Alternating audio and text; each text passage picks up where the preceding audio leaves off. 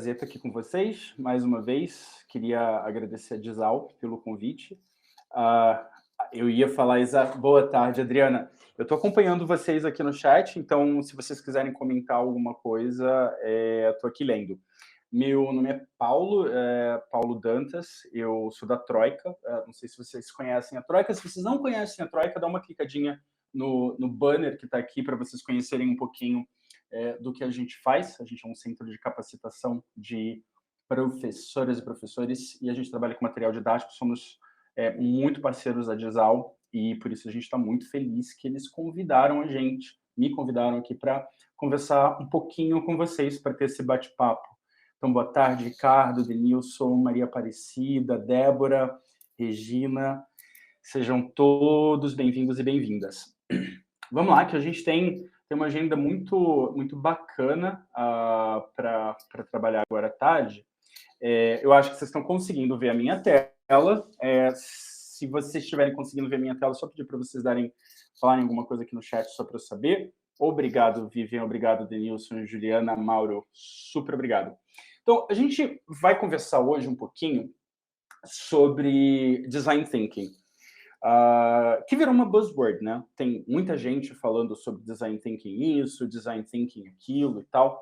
E algumas pessoas têm começado a conversar sobre Design Thinking especificamente na educação. Mas aí a gente... É interessante que Design Thinking não é não é um processo exatamente que vem da área de educação. O Design Thinking ele veio da indústria de serviços. Só que se a gente parar para pensar, a educação em muitas maneiras faz parte da indústria de serviços, né? Então, por conta disso, muita gente começou com uma construção da ideia de aplicar alguns dos princípios de design thinking nas nossas salas de aulas, nas nossas aulas. E é sobre isso que a gente vai falar hoje à tarde. Mas só um pouquinho de dever de casa antes da gente começar. Eu estou acompanhando aqui o chat, eu sei que muitas vezes a gente está prestando atenção na palestra e tal, e eu não estou vendo vocês, infelizmente, que é muito triste. Então, para eu saber que vocês estão acompanhando, que vocês estão participando, eu vou só pedir para vocês, quando eu falar alguma coisa que vocês gostarem ou que fizer sentido para vocês digitarem um bocado de T no chat. Só um T, T, T, T, T, T, T, T, T, que isso aí significa que você gostou do que eu estou falando ali, isso, Vivian, muito bom. Que isso está fazendo sentido para você, que você está acompanhando, tá bom? Vai me deixar bastante feliz e eu vou saber que aquilo que eu falei ali tá conversando um pouquinho com a realidade de vocês. E a outra coisa, se vocês quiserem acompanhar um pouquinho, continuar essa conversa, acompanhar um pouquinho o trabalho da Troika, do meu trabalho aqui, o meu Instagram está aí, o Paulo da Troika, e vocês também podem depois dar uma conferida lá no Instagram da Troika, tá bom? Então vamos lá. O que a gente vai fazer hoje? A gente vai primeiro... a gente tem 3 principais objetivos hoje. A gente vai primeiro definir o que design thinking é, né? Porque a gente não pode falar sobre design thinking sem pensar numa boa definição. Depois a gente vai entender quais que são as implicações para o uso do design thinking ou a inspiração de design thinking nas nossas aulas, de uma forma um pouco mais prática. Hello, Sandra! Que bom te ver por aqui. E, finalmente, a gente vai pensar um pouquinho em como que a gente pode criar contextos para abraçar alguns dos princípios de design thinking. E quando quando eu estava preparando essa conversa com vocês, sabe quando eu tenho uma máxima que eu sempre preparo palestra a primeira vez tomando uma tacinha de vinho, porque eu acho que aí vem um pouco mais de inspiração e depois eu edito com uma xícara de chá ou de café, sem vinho. E quando eu estava preparando, tomando uma tacinha de vinho, eu fiquei pensando um pouco nas minhas próprias experiências como aprendiz, nas minhas experiências de aprendizagem quando criança, porque o processo de design thinking ele acaba se relacionando muito mais à sala de aula ali do Fundamental 1, do Fundamental 2, também para a sala de LT, mas o processo, às vezes, ele é um pouco mais longo, ele funciona mais para Fundamental 1, Fundamental 2. E eu acabei pensando muito numa professora que eu tive. E eu queria propor esse desafio aqui para vocês, uma reflexãozinha de 1 minuto. Você lembra de alguma professora, algum professor em particular? Quando você pensa assim, putz, melhor professor que eu tive quando era criança, tem algum nome que vem na cabeça de vocês? Professora Margarita, Mauro, muito bom. A gente acaba sempre, quando a gente tem essa... E veja, o primeiro ano do fundamental, você era criança, né? Ali 6, 7 anos, não sei quantos anos você tem agora, mas provavelmente faz um bocado de tempo. Tia Nilza, olha só, Denilson, a tia Nilza trazia suco de maracujá, que legal. Então, a gente tem algumas memórias afetivas relacionadas, né, a alguns professoras e professores. E aí eu queria compartilhar com vocês uma memória. Essa foto aqui é uma foto da minha escola, da minha turma de escola. Eu tinha 9 anos, aí eu estava no 3º ano, e eu tinha a tia Marinês. A tia Marinês era extraordinária. É muito interessante que a tia Marinês, ela... Cara, eu não lembro de nada do que eu aprendi no 3º ano do fundamental, assim, eu não tenho essa lembrança tão clara, né? Eu era muito, muito criança, eu acho que a gente não lembra exatamente. Claro que hoje, enquanto professor, eu sei sistematizar o que é aprendido no 3º ano, mas claramente eu não tenho não consigo lembrar da vivência de sala de aula. Por outro lado, a memória afetiva que ela me traz é muito marcante, né? Eu tenho muito claramente lembranças que são trazidas a mim muito por como a tia Marinês fazia com que eu me sentisse.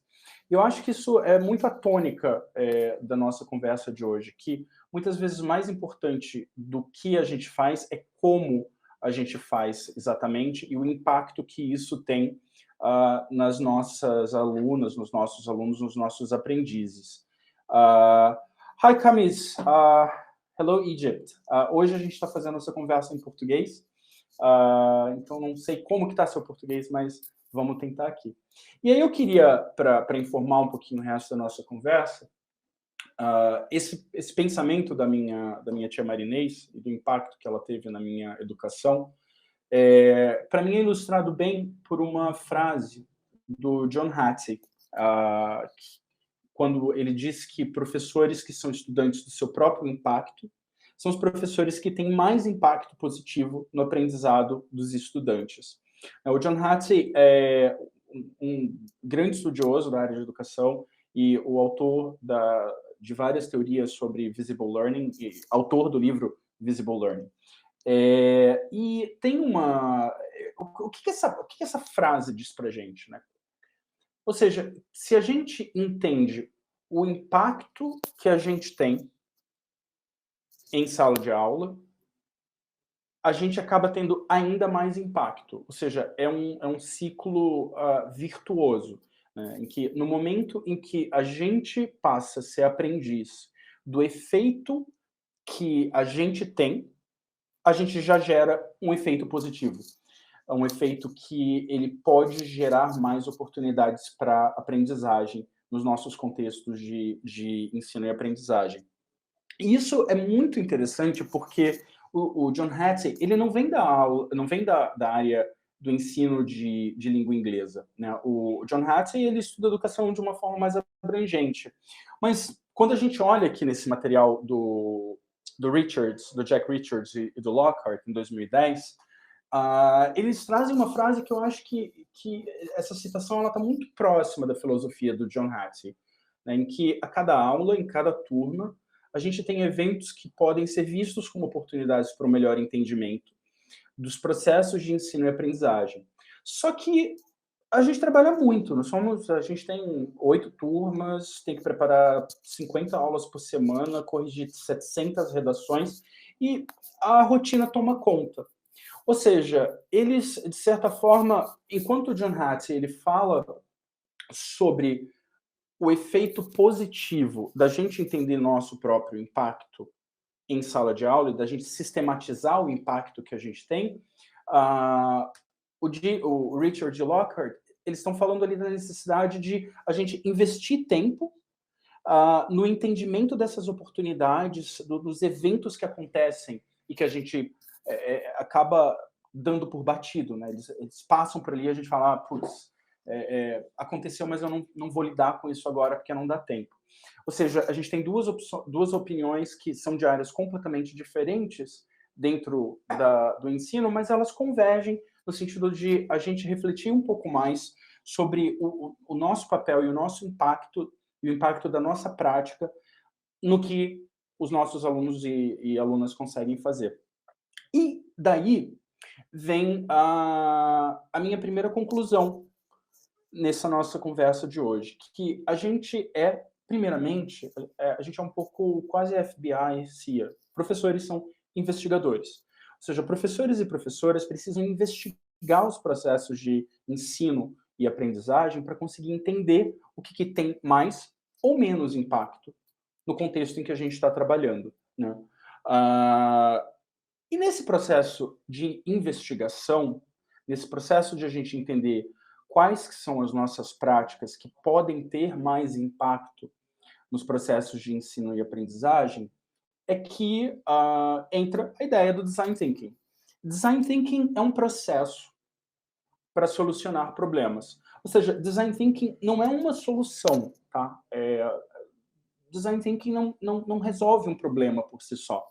Mas as metodologias de design thinking, elas podem nos ajudar a identificar os problemas que muitas vezes a gente não consegue ver. Então, por exemplo, para dar um exemplo bastante prático, você tem uma turma uma turma de alunos adultos que começa às 7 horas da noite. Todos os alunos dessa turma, todos os estudantes dessa turma, uma pausinha para chegam às 7h15. E aí você tem duas opções. A opção 1 é você sempre se irritar que 2/3 dos seus estudantes da turma das 7 chegam às 7h15. E você pode passar o semestre ou o ano todo um pouco irritado ali, tipo, nossa, que chato, meus alunos chegam atrasados, nossa, que irresponsáveis, nha, nha, nha, nha. E aí a gente fica meio que remoendo um pouco esse problema. Ou a gente pode vestir o capuzinho de investigador para tentar entender qual que é a razão do atraso.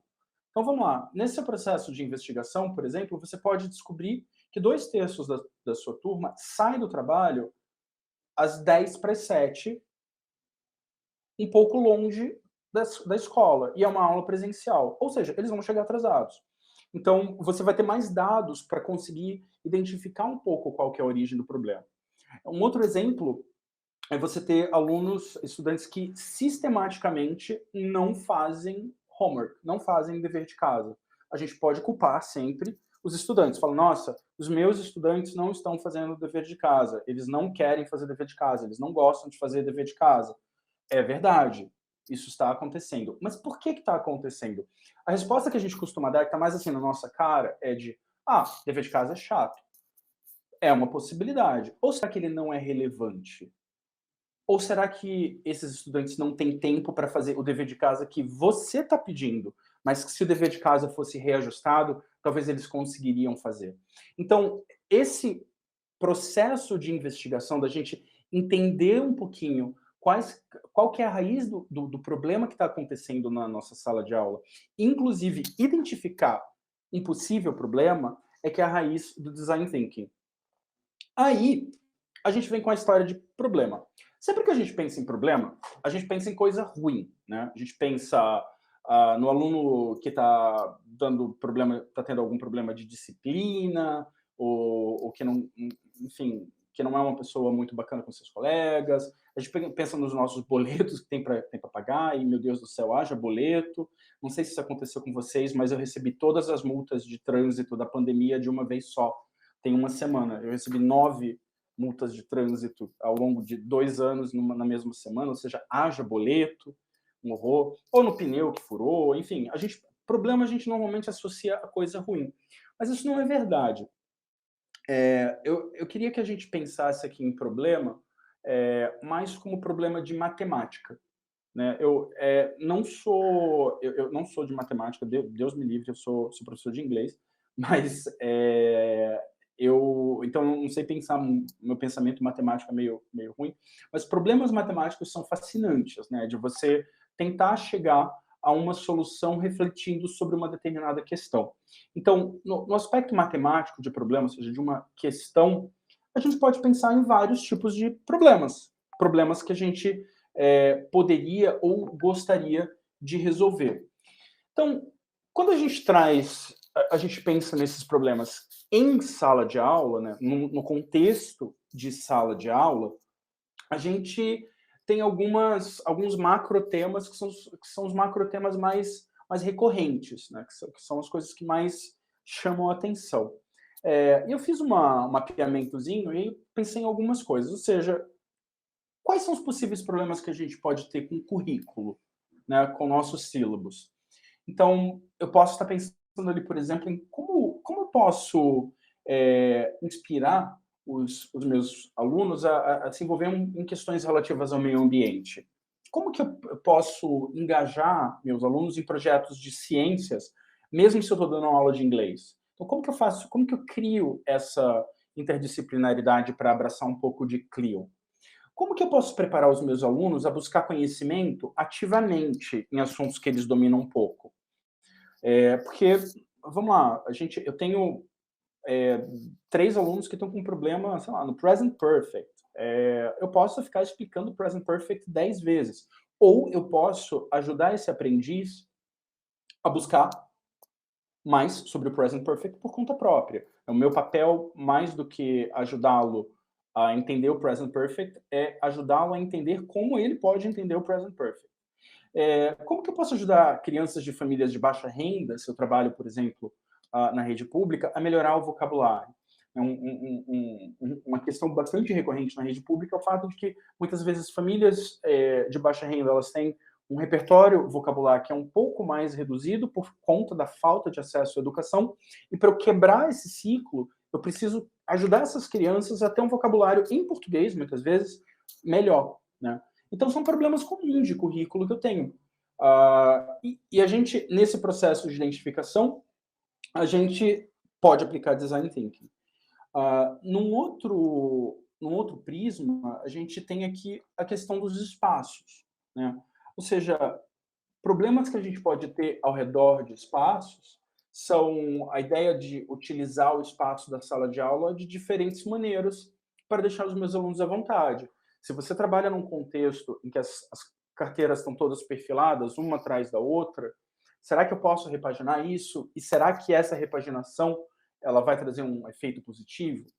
Como que eu posso criar um espaço confortável que vai atender às necessidades diversas dos meus estudantes ao longo de um dia todo? Tipo, minha aula é à noite. Como que eu organizo essa sala de aula para que mesmo à noite os meus alunos estejam confortáveis? Como que eu consigo melhorar um pouco o campus escolar para melhor engajar e apoiar os aprendizes de hoje? Será que a forma como a escola está organizada, ela faz sentido? Isso também é válido para processo, para ferramentas, para a forma como a gente se comunica dentro do nosso ambiente escolar, né. Então, como que eu posso engajar as famílias como parte integrante dessa experiência de aprendizado dos alunos? Como que eu posso trazer essas famílias mais para perto? Como que eu posso planejar maneiras da gente ficar bem, da gente ficar equilibrado? Porque professor e burnout estão ali juntinhos, né?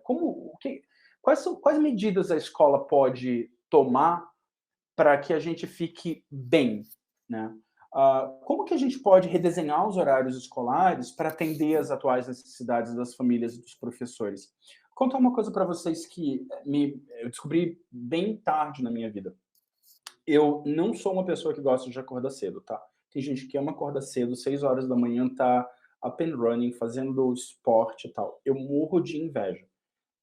Eu sou uma pessoa que antes das 8 da manhã mal funciona. Eu funciono se eu precisar funcionar. Eu dei aula de manhã cedo a minha vida toda. Hoje em dia não dou mais, mas eu dei durante muitos anos. E eu estudei, enquanto criança, num colégio em que a minha aula começava às 7 horas da manhã, tá? Ou seja, para eu estar dentro da sala às 7 horas da manhã, eu levantava às 5h30. Imagina, criança, 12 anos, 10, 12 anos de idade, tendo que acordar para estar na escola às 7 horas da manhã. 7 horas da manhã fechava o portão, não entrou, levava falta. Não negotiable. E eu nunca entendi exatamente o porquê da aula começar às 7 horas da manhã, porque os professores sofriam, as crianças sofriam, as famílias sofriam, todo mundo sofria, ninguém se beneficiava daquele processo. E era muito engraçado que a minha escola não tinha um turno à tarde. E os professores não davam aula em outra escola. Minha escola começava às 7, ela ia até 1 da tarde. A gente tinha um break grande e tal. E era ruim para todo mundo, mas ninguém nunca se perguntou se dava para mudar. A gente só... como o desenho dessa experiência de horário não tinha sido centrado na necessidade das pessoas, e sim numa necessidade de horário quase aleatória ali, ninguém nunca parou para pensar. Uma vez alguém colocou no papel, provavelmente um early riser, colocou ali no papel, a aula começa às 7 da manhã, e assim foi durante décadas. E meu irmão, que é muito mais novo que eu, estudou no mesmo colégio, ele também tinha que ter aula às 7 horas da manhã, a gente é traumatizado até hoje. Ou seja, a aplicação do design thinking vem para nos ajudar a primeiro, identificar esses problemas e propor soluções para esses problemas baseado em 3 pilares centrais, tá? As soluções propostas dentro de um modelo que é inspirado por design thinking vão ser propostas que vão sempre ser centradas no ser humano, ou seja, eu considero primeiro a pessoa, eu considero primeiro o usuário daquilo, ou seja o aluno, seja o estudante, seja a professora, seja a comunidade escolar, seja as famílias. Eu tenho a experiência desse usuário, e eu estou chamando aqui de usuário deliberadamente, porque é o usuário de um determinado serviço. Design thinking é colaborativo, ou seja, design thinking nunca vai propor uma solução que eu tirei da minha cabeça, ou da minha própria observação. Que lindo que você estudou bastante e que você chegou a essa conclusão, mas se essa sua conclusão ela não é compartilhada pela comunidade, você não foi muito longe, na verdade, tá? Porque tem que, né, todo mundo tá na mesma página, tem que ser... E por último, e isso eu acho muito bacana, design thinking é otimista. Design thinking é uma filosofia que propõe que as coisas sempre podem ser um pouco melhores. Por mais complicado que seja o contexto, talvez você não consiga resolver todos os problemas do mundo. Você não vai resolver a guerra na Ucrânia, você não vai resolver as eleições de outubro, você vai, às vezes, atuar num nível muito micro, mas nesse nível muito micro, você pode chegar a alguma melhoria incremental para um determinado contexto. E é aí onde a gente vai elaborar. E um outro elemento que não está aqui é a ideia de que design thinking é muito realista, tá? A gente sempre pode propor umas ideias malucas para resolver determinados problemas. Porém, uma boa solução, pensando no que é uma solução, é o que está dentro desse diagrama de Venn, né? É o que está na intersecção dos 3 círculos. Uma solução ela tem que ser viável, ou seja, ela tem que ser possível do ponto de vista prático. Tipo, tem tempo para fazer? Tem quem faça? Ela tem que ser factível, ou seja, dá para fazer isso aqui? Isso aqui passa por uma... É uma coisa que vai funcionar para esse contexto? E ela tem que ser desejável, ou seja, as pessoas têm que querer resolver isso. Elas têm que querer essa solução. Se a gente não... Se a nossa solução ela não está no centro dessas 3 variáveis, ela não é uma boa solução. Ela pode ser uma solução possível, mas ela provavelmente não vai ser uma solução aprovada para a comunidade. Para dar um exemplo para vocês, eu tenho aqui essa questão. Os meus aprendizes parecem entediados ultimamente, ou seja, parece que os meus aprendizes estão cansados, estão enfim, eles não parecem estar muito engajados no processo de ensino e aprendizagem. E aí, a gente, né, tem várias possibilidades aqui. Posso levar os estudantes em uma viagem. Eles talvez fiquem mais engajados. É verdade? Pode. Tudo pode. Mas dá. Você tem dinheiro? Você tem quem leve? Vai gerar o resultado? Vai gerar o impacto esperado? Não tenho certeza, né? Porque eu acho que talvez seja uma coisa de curto prazo. Então, é factível? Talvez. Você consegue lá patrocínio e tal. É viável? As famílias deixam? Tem quem leve? Tem. É desejável? Olha, eu acho que do ponto de vista de solução de longo prazo, talvez não seja tão desejável assim, porque a gente estaria lidando com uma estratégia de motivação extrínseca que não resolve muita coisa. Então, vamos pensar em próxima solução. A gente pode não aplicar mais prova. Opa, mudou, acabou prova, os alunos odeiam prova, ninguém que vai aplicar prova. Aí vamos voltar. É factível? Opa, super, é só cancelar a prova, é bem fácil. Nesse sentido também é muito viável, é mega viável. Só cancelar a prova, tipo, acabou, não precisa mais. É desejável? Não, não é desejável. Não é desejável porque a gente está dentro de um sistema escolar que ainda usa provas como uma medida de avaliação. Aqui eu não estou fazendo um juízo de valor sobre se a prova é ou não uma boa medida de avaliação. Isso é bem debatível. Eu, particularmente, não acho que seja melhor, mas é uma forma de avaliação. Mas do ponto de vista de ser desejável ou não, diante do nosso sistema educacional para as famílias, por exemplo, não seria muito desejável. As famílias gostam de ter a métrica da prova. Mudar o currículo. Opa, mudar o currículo pode ser interessante, porque a gente pode, por exemplo, propor um currículo que seja muito centrado ao redor de experiências de aprendizagem, em que a gente deixe de ter aula, passe a ter experiências, e que seja muito, muito orientado para project-based learning, projetos mais longos e tal. Isso é maravilhoso. Então, é desejável? Olha, eu diria que boa parte da comunidade escolar, famílias inclusive, diriam que é desejável. É factível? Não tenho certeza, porque depende de muitas variáveis. Depende da capacitação das educadoras e educadores, depende de alterações na BNCC, depende de a escola estar preparada para receber esse tipo de acomodação. Então, é viável? Talvez não. Talvez não. Mudar o sistema de avaliação. Entende? Então, a gente vai fazendo, vai pondo as possíveis soluções dentro desse diagrama para que a gente consiga chegar em soluções que possam ser um possível indicador de onde a gente quer ir. Mas a metodologia de Design Thinking ela é um pouco mais complexa que isso e compreende 5 fases, tá? Quais que são essas 5 fases que a gente tem aqui? A primeira fase é a fase de a gente pensar em que eu tenho um desafio. É a fase da descoberta.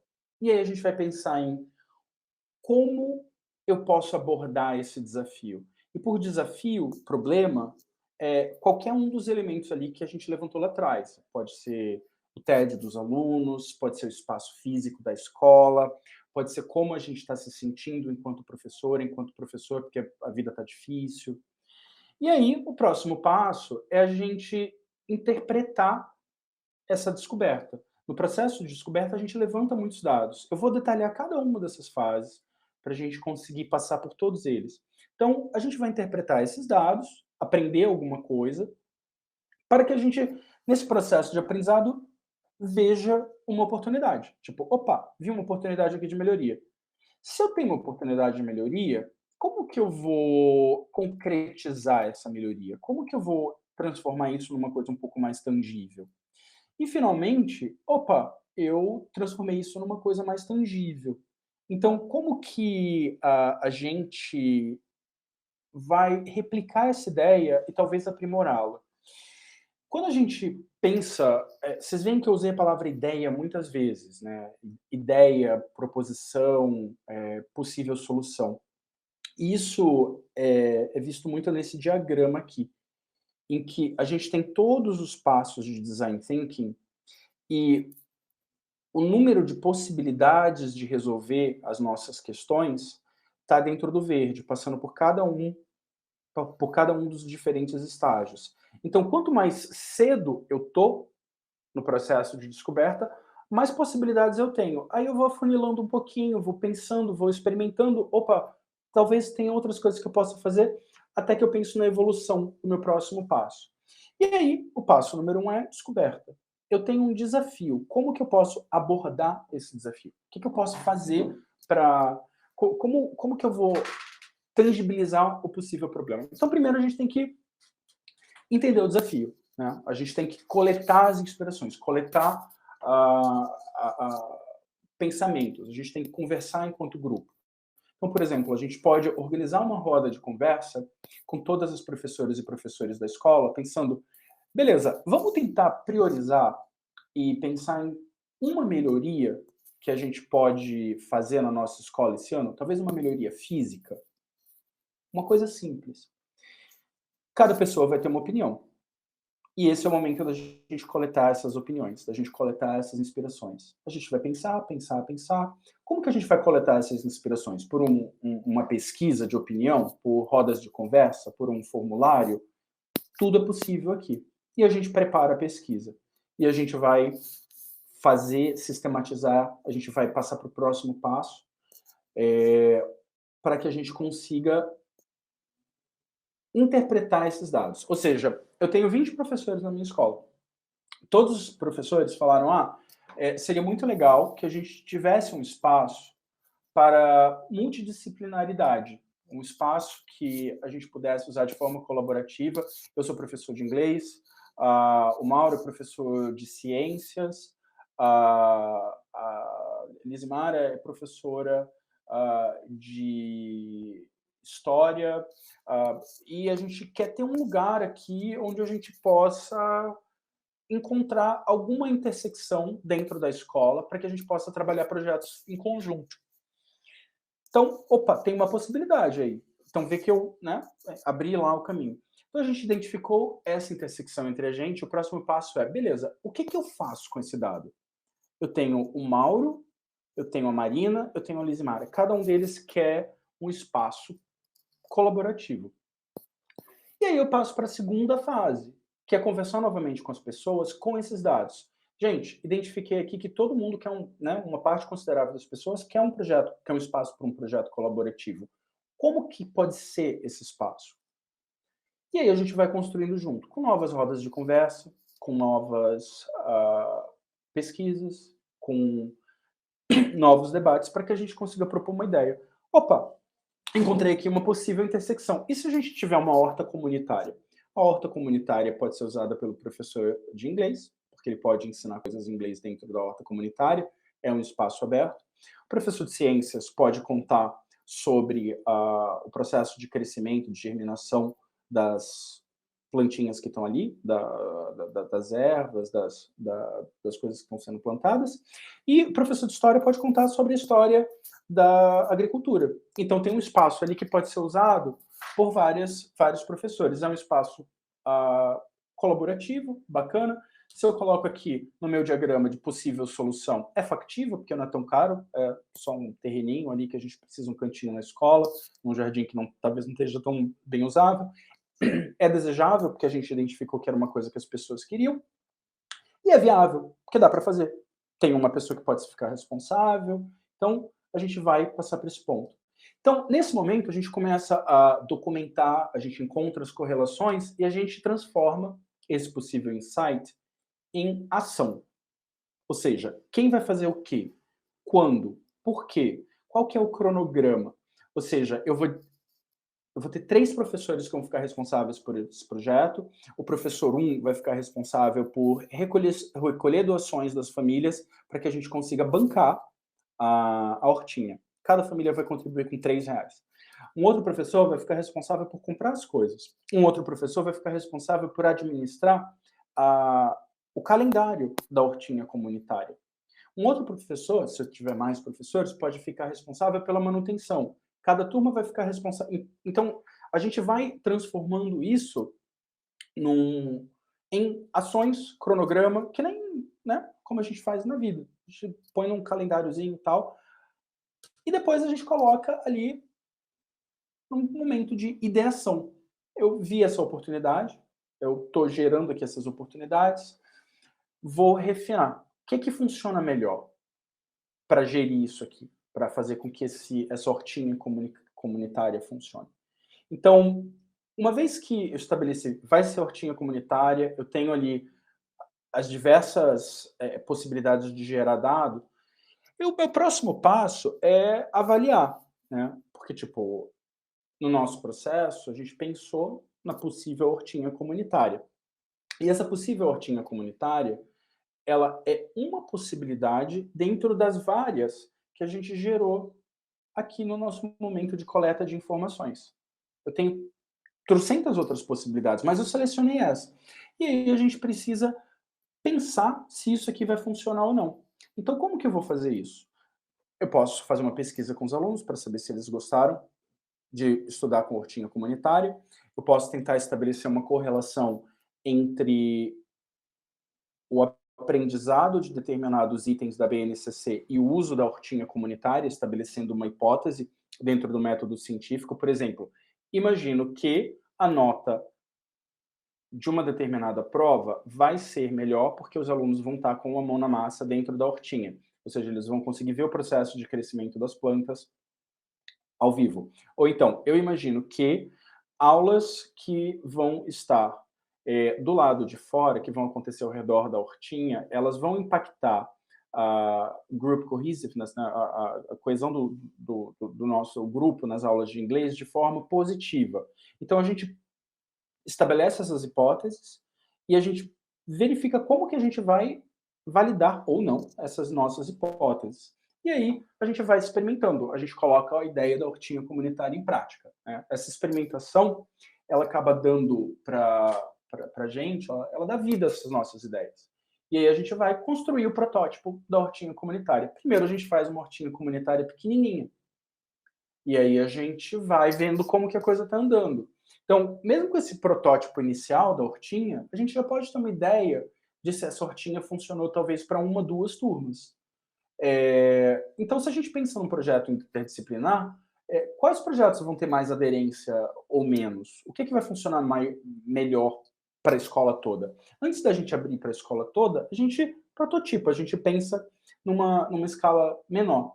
Então, a gente tangibilizou a ideia, identificou os recursos, coletou feedback. Se a gente coletou feedback, com o feedback a gente consegue identificar a ideia da hortinha funciona, mas ela não funciona para todos os professores, sabia? Porque eu reparei que o professor de geografia não gostou, não teve um impacto no processo de aprendizagem. Isso significa que a ideia da hortinha é ruim? Não. Isso significa que talvez não seja a melhor ideia para o professor de geografia e que talvez a gente possa voltar lá no nosso processo de geração de ideias, de interpretação dos dados, e selecionar outras ideias que funcionam melhor para o professor de geografia. Então, isso pode acontecer tanto num dia só, para coisas mais curtas, mas também pode acontecer de mais a longo prazo. A gente pode pensar em modificações maiores para a nossa escola. Pode ser uma modificação física, mas pode ser, por exemplo, a proposta de eu vou melhorar a nossa comunicação com as famílias. Essa é a nossa meta para esse semestre. Como que vou fazer isso? E aí a gente segue todo o ciclo. A gente pode fazer esse calendário ao longo de um ano inteiro. Então vamos lá, entre fevereiro e abril, a gente vai pensar aqui em maneiras de se comunicar melhor com as famílias. Então a gente pensa enquanto grupo, a gente discute, a gente constrói algumas hipóteses, mas depois, com quem que a gente vai se comunicar? Com as famílias. Então a gente é um lado da equação, o outro lado são as famílias. Então precisamos perguntar para as famílias como elas gostam da comunicação. Então, ali mais ou menos em abril, eu vou pegar os dados dessas minhas entrevistas com as famílias, ou talvez de um formulário que as famílias tenham preenchido, e vou pensar, bom, as famílias gostam de grupos de Telegram. Então, tudo bem. Mas por que elas não gostam de grupo de WhatsApp? Ah, porque grupo de WhatsApp todo mundo manda mensagem de bom dia e eu não quero receber mais mensagem de bom dia. Então, é uma possibilidade aí. Em abril, a gente vai interpretar esses dados, maio também. Em junho, a gente vai pensar numa possível maneira de colocar as coisas em prática, para em julho a gente experimentar isso. Então, em julho, a gente cria um grupo de transmissão com as famílias ali no Telegram, e a gente coloca isso em prática em julho, agosto. Talvez eu queira testar o Telegram com uma parte das famílias, eu vou testar o WhatsApp com uma outra parte das famílias, eu vou testar ter um feed no Instagram com outras famílias. Depois, opa, tenho aqui 3 possibilidades. Qual que funcionou melhor? E aí a gente amplia, a gente evolui para o próximo passo. Ah, funcionou bem com esses grupos aqui. Então, eu vou selecionar lista de transmissão no WhatsApp, que foi o que funcionou melhor. E eu vou abrir para mais grupos, talvez eu abra para toda escola. Então, esse é o processo que a gente chama de design thinking. É o processo em que a gente, primeiro, entende que a gente tem um desafio, e se eu tenho um desafio, como que eu vou abordar esse desafio? Segundo, eu aprendi alguma coisa com esse desafio. Eu tenho dados que me contam um pouco mais sobre o desafio. Como que eu vou interpretar esses dados? Enquanto eu estou interpretando esses dados, eu vi uma oportunidade. Se eu vi essa oportunidade, o que eu vou criar com essa oportunidade? Nesse processo de criação, putz, tive uma ideia. Beleza, uma ideia maravilhosa, mas como que eu vou desenvolver essa ideia? Como que eu vou colocar essa ideia em prática? Ah, eu vou colocar em prática de um jeito X para testar uma coisa nova. Ok, que bom. Como que você vai testar e como que você vai evoluir para essa coisa nova? Então, esses são os principais princípios ao redor da ideia de design thinking. E é muito interessante que quando a gente conversa sobre design thinking, para mim é inevitável que a gente volte um pouco nessa ideia do John Hattie, que é a ideia de a gente entender qual que é o impacto que a gente tem, que é o impacto da nossa prática, no aprendizado dos nossos estudantes. Eu acho que as coisas, se a gente conduz processos investigativos dentro da metodologia de design thinking, a gente, de muitas maneiras, está investigando o nosso próprio impacto no processo de ensino e aprendizagem. E dessa maneira a gente está gerando um impacto ainda mais positivo no aprendizado dos nossos alunos. E quando a gente vai cavar mais um pouquinho as coisas que o John Hattie escreveu e que ele disse, a gente tem alguns insights bem interessantes.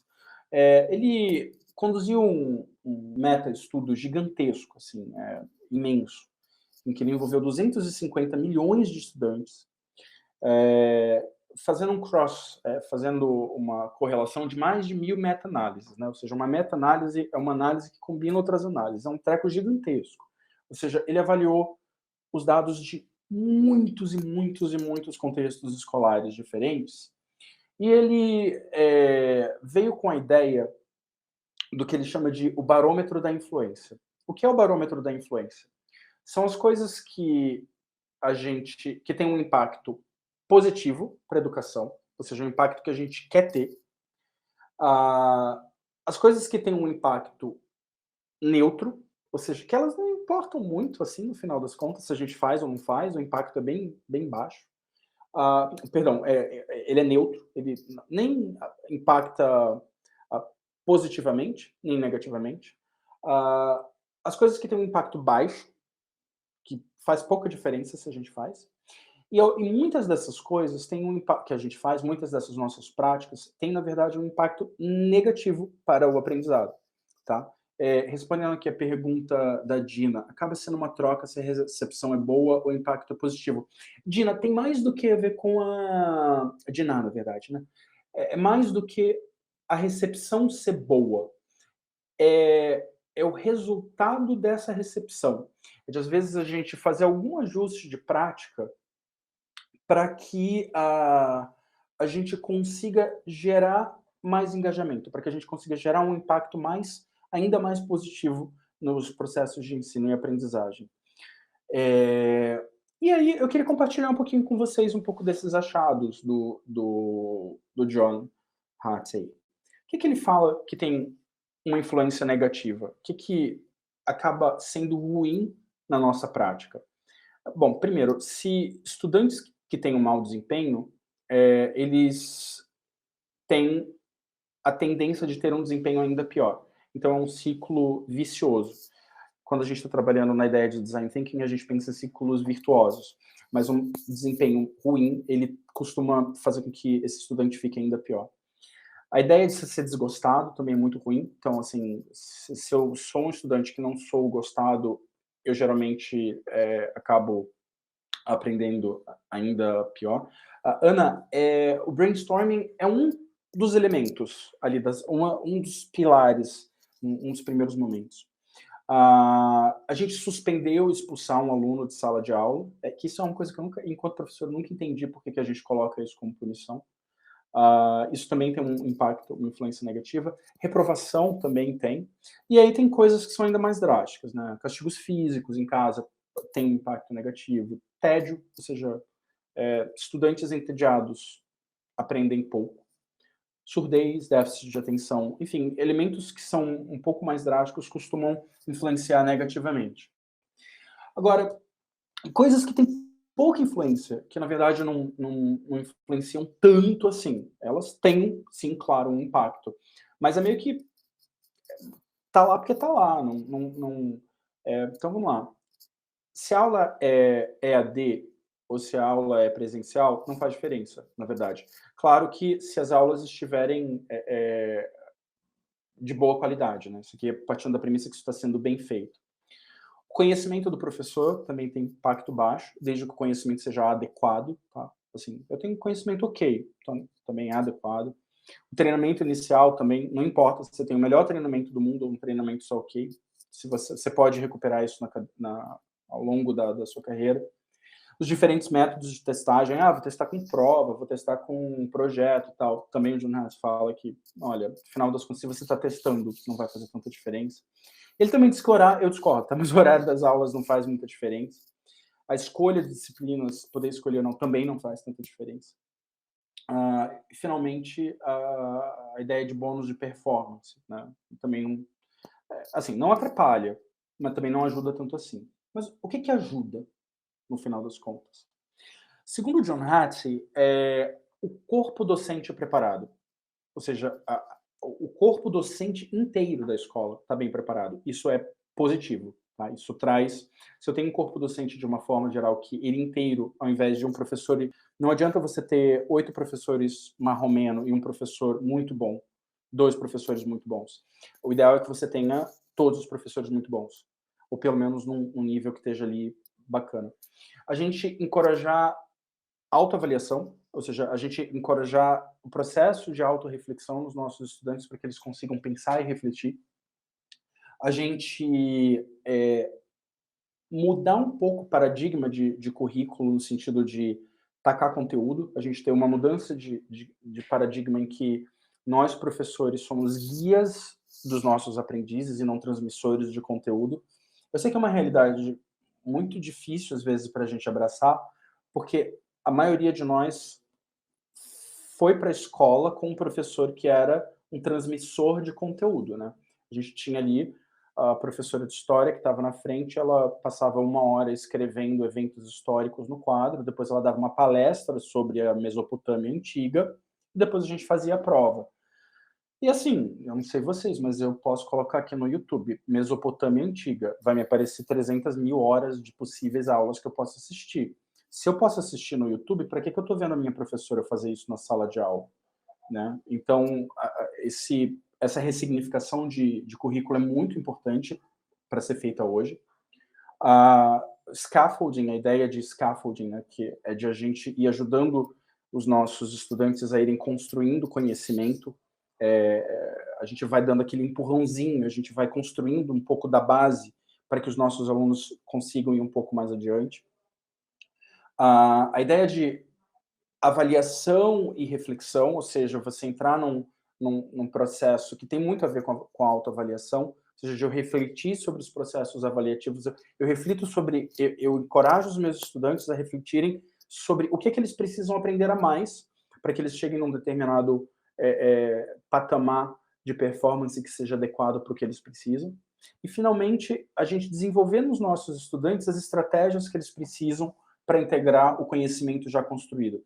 Ou seja, não é eu dar a resposta, mas eu ajudar que esses estudantes estejam, de certa forma, sendo encorajados a fazer perguntas corretas. E isso aqui combina perfeitamente com o ciclo de Design Thinking. Ou seja, como que eu vou promover cada uma dessas práticas que tem uma influência positiva? Investigando. Como que eu posso gerar mais scaffolding? Como que eu posso criar uma mudança de paradigma nos currículos? Eu não posso desenvolver sozinho. Para usar um exemplo que a Ana deu aqui mais cedo no chat, é um brainstorming que é o início ali de um processo mais longo, né? Então, isso que é de a gente ter um pouco menos de certezas e mais chegar com mais dúvidas do que com certezas. Porque as certezas que a gente tem, elas podem ser modificadas muito rapidamente. A gente sempre tem o nosso recorte histórico. Imagina que maluco a gente pensar que no século XIV, você falar que a Terra era redonda era uma heresia. Na verdade, passou-se um pouco de tempo, as pessoas estabeleceram que a Terra era redonda, mas que, na verdade, o Sol girava ao redor da Terra. E isso era a corrente comum de conhecimento. E isso era verdade de muitas pessoas, as pessoas tinham essa certeza. Até que né? Ele chegou ali e falou: opa, olha, veja bem, a gente tem a teoria heliocêntrica, eu estou aqui observando, e a minha hipótese é que o Sol é o centro do universo, e a Terra está girando não só ao redor do Sol, mas também em seu próprio eixo, a cada 24 horas. Então, a gente precisa ter menos certezas e estar mais aberto para a gente fazer perguntas. Porque, no final das contas, o que os nossos alunos precisam hoje? Eles precisam produzir conteúdo, eles precisam construir sobre o conteúdo que eles já produziram, eles precisam refletir sobre esse conteúdo produzido para que eles possam avaliar a sua reprodução. A gente precisa transformar esse conhecimento dos nossos estudantes em elementos tangíveis, e para que a gente consiga transformar esse conteúdo em elementos tangíveis, a gente precisa implementar novas estratégias, como, por exemplo, o design thinking. Porque eu posso ter ideias geniais, mas, assim, eu não sei vocês, eu não gosto que ninguém escolha a minha comida para mim. Eu prefiro que alguém me pergunte o que eu quero comer. Então, se não dá para você escolher, se não dá para o aluno escolher o que ele vai aprender, a gente pode combinar que talvez ele possa escolher como ele vai aprender? E nesse processo de identificar como ele vai aprender, é onde entra o design thinking. Eu posso investigar como que vou gerar mais engajamento por meio da adoção de estratégias de, por exemplo, metodologias ativas. E para encerrar, eu queria compartilhar com vocês essa quote do Piaget que eu amo. O que a gente vê muda o que a gente sabe. E o que a gente sabe muda o que a gente vê. É isso que eu queria compartilhar com vocês. Eu vou abrir para perguntas, se vocês quiserem fazer uma pergunta, fazer algum comentário, falar alguma coisa. This is the time.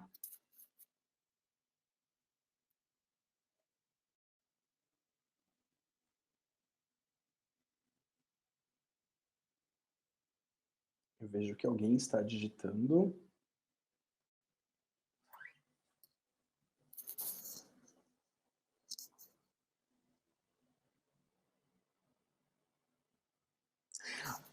Juliana, excelente pergunta, né? Como você colocou aqui, o problema é que currículos extremamente extensos, com currículos extremamente extensos, não, deixa eu, não temos tempo para todas essas etapas.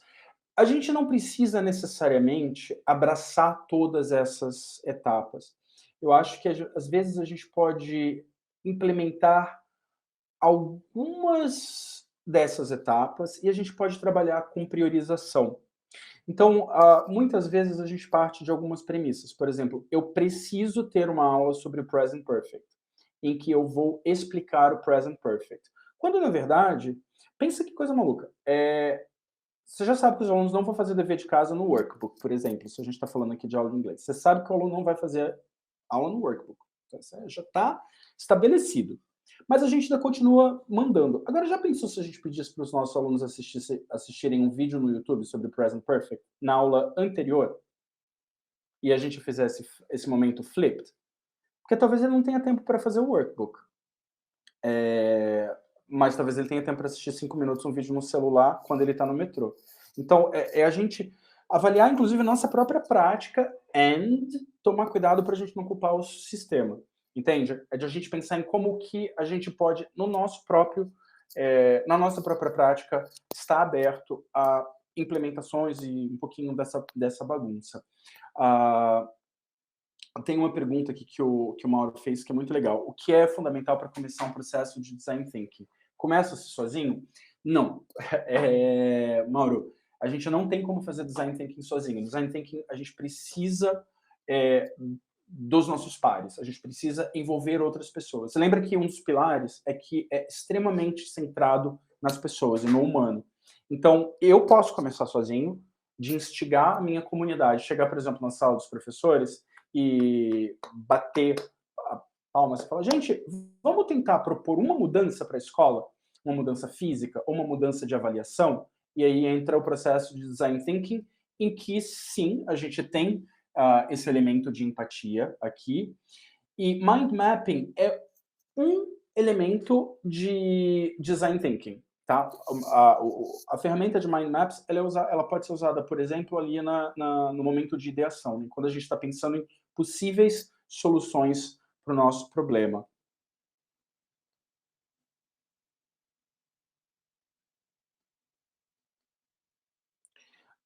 O Denilson fez uma das minhas perguntas preferidas, que é como lidar com a mentalidade de alguns professores que ainda são poços de conhecimento e veem seu papel apenas como vomitadores de conhecimento.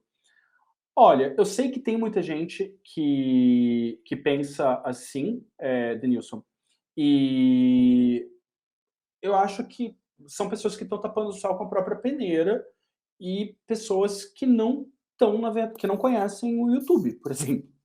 Assim, o YouTube tem uns 20 anos. Porque, desculpa,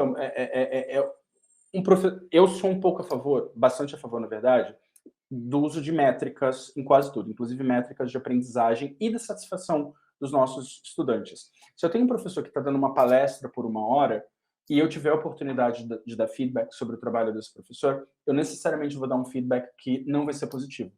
Porque, na minha cabeça, se poderia ser uma palestra de YouTube, que poderia estar gravada, não faz sentido estar aqui. Essa palestra que a gente está fazendo aqui, que isso é uma palestra, é um webinar, mas ainda assim tem esse momento em que a gente está trocando, que tem essa... Para mim, isso é a parte mais legal. Porque toda a parte que eu falei podia estar gravada, entende? Então, está acontecendo ao vivo porque tem essa troca de ideia. Isso aqui funciona. Natália, PBL é interessante, né? Essa correlação que você coloca aqui de PBL com design thinking. Você pode implementar design thinking no PBL. Por exemplo, você tem lá a driving question, né? O processo de investigação da driving question, ele pode ser encaixado dentro de um framework de design thinking, tá? Isso super pode. Eu acho que é isso. A gente está chegando no finalzinho do nosso webinar de hoje. Queria mais uma vez agradecer a Dizal por sempre incrivelmente ceder esse espaço para a gente conversar, para a gente trocar um pouquinho. Também queria convidar vocês para conhecerem a programação da Troika Experience, que está incrível, tá muito legal. A gente vai ter participantes como a Karina Fragoso, como o Rod Ellis, como a Jane Willis, enfim, é um line-up incrível, está aqui no nosso banner para vocês conhecerem, só clicar para dar uma olhada. Toda a programação da Troika Experience vai ficar gravada por 30 dias para os participantes. Essa palestra fica gravada também, se não me falha a memória. Para essa dúvida, você precisa consultar a Dizal, mas acredito que sim. E uma coisa muito legal da Truck Experience é o fato de que a gente vai ter uma lista de leitura com livros incríveis que vão estar com desconto na Dizal. Então já vai guardando o dinheirinho aí para a gente fazer a compra de um bocado de livro dos plenalistas da Truck Experience, tá? Então, muito bom estar aqui com vocês. Espero que a gente consiga se ver em breve. Tchau, tchau, gente. Boa tarde.